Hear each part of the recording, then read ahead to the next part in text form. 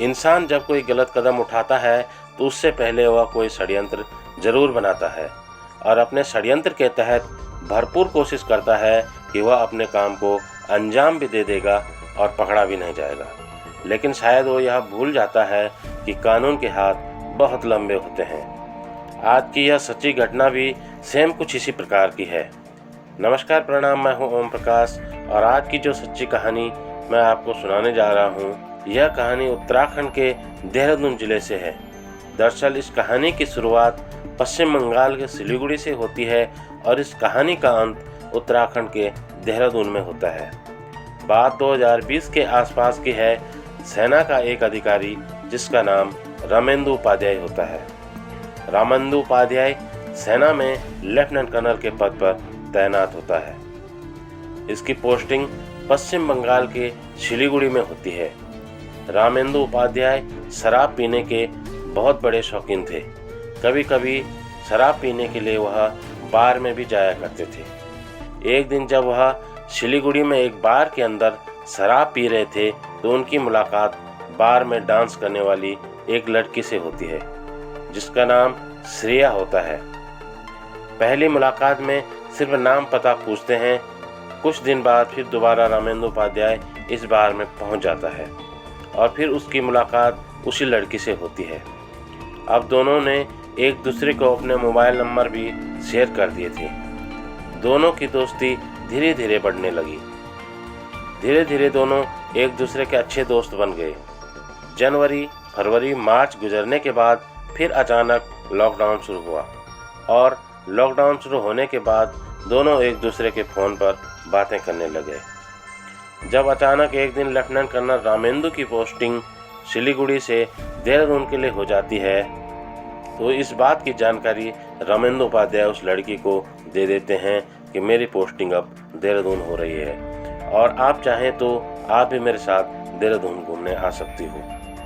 फिर क्या था, रामेंदु उपाध्याय और कुछ ही दिन बाद वह लड़की भी देहरादून पहुंच जाती है जिसके रहने खाने का इंतजाम रामेंदु उपाध्याय खुद करते हैं। समय बीतता गया, सब कुछ अच्छा चल रहा था क्योंकि कहते हैं कि जब समय अच्छा होता है तो समय तेजी के साथ रफ्तार पकड़ता है, लेकिन जब समय बुरा होता है तो वह अपनी स्पीड को ऑटोमेटिक कम कर देता है। इसी प्रकार दोनों का समय बहुत अच्छा चल रहा था। एक दिन फिर समय ने अपनी स्पीड को थोड़ा हल्का कर दिया और धीरे धीरे इस चीज़ की भनक रामेंदु उपाध्याय की पत्नी को लग गई। धीरे धीरे दोनों पति पत्नी में आपसी टकराव पैदा होने लग गए। एक दिन लेफ्टिनेंट कर्नल रामेंदु उपाध्याय की पत्नी और श्रेया शर्मा के बीच कुछ कहा-सुनी हुई। इस बात को लेकर रामेंदु उपाध्याय काफ़ी परेशान होने लगा। रामेंदु उपाध्याय अब इस बात को समझ चुका था कि उसने एक ऐसे रिश्ते को जन्म दे दिया है जिससे उसकी ज़िंदगी में सिर्फ और सिर्फ परेशानियों से अलावा कुछ भी मिलने वाला नहीं है। अब उसे कुछ भी समझ नहीं आ रहा था और श्रेया शर्मा नाम की जो लड़की थी वह रामेंदु उपाध्याय की शादी के लिए मजबूर करने लगी, जबकि रामेंदु उपाध्याय पहले से ही शादीशुदा था। लेकिन श्रेया शर्मा को इस बात की कोई चिंता नहीं थी कि वह शादीशुदा है, जिसको इस चीज़ से कोई लेना देना नहीं था। अब एक दिन रामेंदु उपाध्याय ने उससे छुटकारा पाने के लिए एक योजना बनाई। अब बात 9 सितंबर 2023 की आती है। रामेंदु उपाध्याय श्रेया शर्मा से छुटकारा पाने के लिए एक तरकीब बनाई। रामेंदु उपाध्याय और श्रेया शर्मा दोनों राजपुर रोड पर एक क्लब में जाते हैं जहां दोनों जमकर शराब पीते हैं। शराब पीने के बाद दोनों गाड़ी में बैठते हैं और डोईवाला ISBT बल्लूपुर से होते हुए रायपुर से होते हुए महाराणा प्रताप स्टेडियम से आगे निकलकर श्रियालगढ़ एक सुनसान एरिया में चले जाते हैं। श्रेया शर्मा काफ़ी नशे में थी और वह रामेंदु उपाध्याय से कहती है कि मेरे साथ गाड़ी में ही शारीरिक संबंध स्थापित करो। इस बात को लेकर रामेंदु उपाध्याय मना करता है। इसी बात पर दोनों की बहस छिड़ जाती है और रामेंदु उपाध्याय उठता है और गाड़ी के पीछे सीट के नीचे से एक हथौड़ा निकालता है जो उसने प्लान के मुताबिक पहले से ही गाड़ी में रखा हुआ था। श्रेया शर्मा काफ़ी नशे में थी।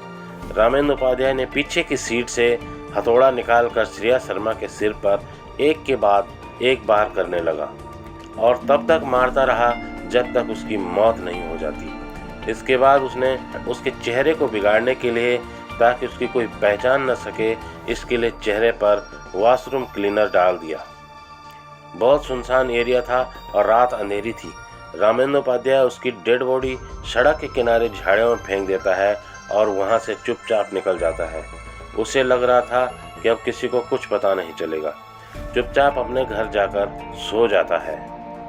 10 सितंबर 2023 की सुबह सिरियालगढ़ गांव के लोगों ने रायपुर पुलिस को इन्फॉर्म किया कि वहां पर एक अज्ञात लड़की की लाश पड़ी हुई है। फिर क्या था, पुलिस ने लाश को कब्जे में लिया और कातिल की तलाश में जुड़ गए।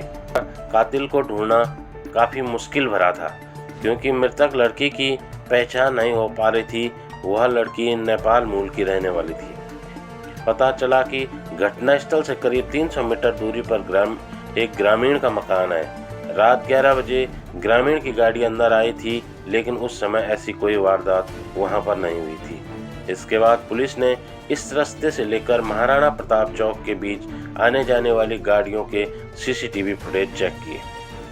करीब 240 वाहनों की आवाजाही चेक हुई। इस दौरान 18 वाहन संदिग्ध लगे। इनमें से एक कार को महाराणा प्रताप तक पहुंचने में करीब 42 मिनट का समय लगा। इस कार का नंबर चेक किया तो यह कार रामेंद्र उपाध्याय निवासी पंडितवाड़ी के नाम पर थी। पुलिस देर रात उपाध्याय के मकान पर पहुंची और उसने पूछताछ की। पुलिस के सामने देखकर रामेंद्र उपाध्याय ने इस घटना को अंजाम देने की बात स्वीकार कर ली। इसकी कार तलाशी ली गई तो उसमें युवती का पहचान पत्र, खून से भरी कपड़े और रामेंद्र उपाध्याय के खून से सने कपड़े बरामद हुए। पूछताछ में आरोपी ने बताया कि 2020 में सिलीगुड़ी पश्चिम बंगाल में तैनात था। उस वक्त वहां पर एक बार में गया था जहां उसकी मुलाकात श्रिया से हुई थी। इसी वक्त उसका दिल श्रिया पर आ गया और श्रिया से मिलने जुलने लगा। दोनों के बीच संबंध हो गए। ट्रांसफर देहरादून हो गया, जिससे श्रिया को भी उसने देहरादून बुला लिया। पहले होटल में कमरा लिया, लेकिन बाद में कमरा महंगा पड़ रहा था। उसकी तैनाती क्लेमेंट टाउन में थी। इसी क्षेत्र में उसने श्रिया को भी एक फ्लैट किराए पर दिला दिया। वहां पर अक्सर आता जाता रहता था। श्रिया पत्नी का हक मांग रही थी। इस बात को लेकर कई बार झगड़े हुए। ऐसे में उसने श्रिया को रास्ते से हटाने के लिए इस प्रकार की योजना बनाई और हथौड़े से वार करके उसे मौत के घाट उतार दिया। फिलहाल रामेंद्र उपाध्याय अभी सलाखों के पीछे है।